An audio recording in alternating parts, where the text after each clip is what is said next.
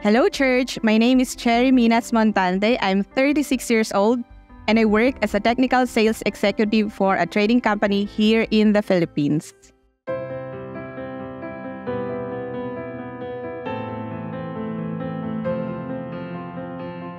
In February of this year, 2024, I started my job as a technical sales executive, and I asked for a salary that I thought that I deserved. My boss said he cannot give that salary or that amount to me.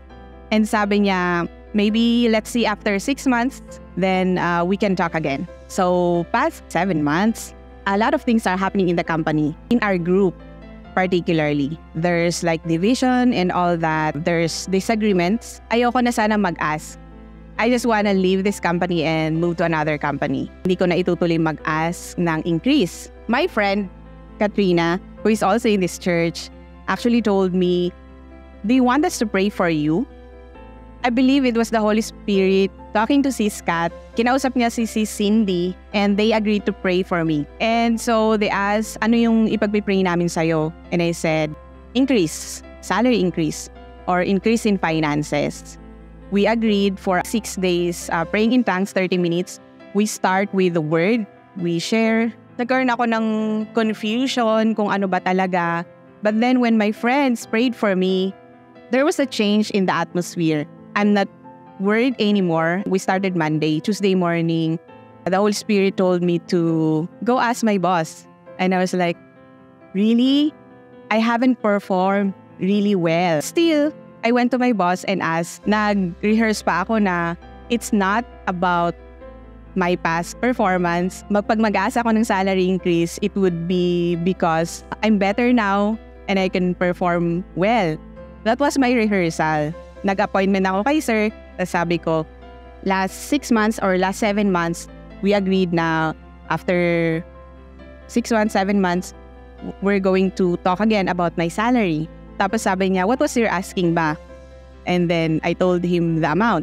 And sabi niya lang, okay. And I was like, really, sir? So for me, that is a father's love.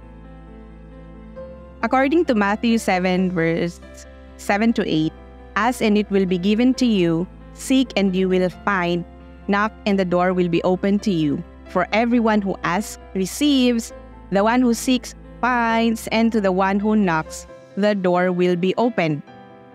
Dun sa shinare ko, I'm not really that confident, but still I went and asked with the nudging of the Holy Spirit, with the help of the Holy Spirit.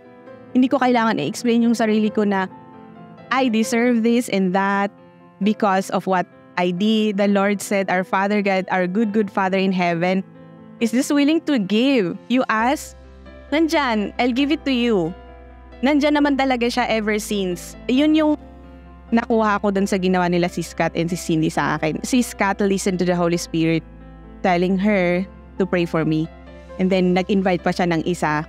And then Cindy agreed to pray for me. I want to highlight the love of the Father. Like, ask away. What is it that you're asking for? Diba marami sa atin na ang hirap-hirap mag-ask. Kasi baka hindi ibigay, baka hindi ko deserve. But our good Father in heaven, nakatingin siya sa atin because Jesus is in us. And hindi importante kung ano yung ginawa natin in the past, kung sino tayo ngayon. The important thing is, He loves us and He wants to bless us. Grabe! I'm so blessed to belong to Wisdom Church of Manila. I'm learning a lot.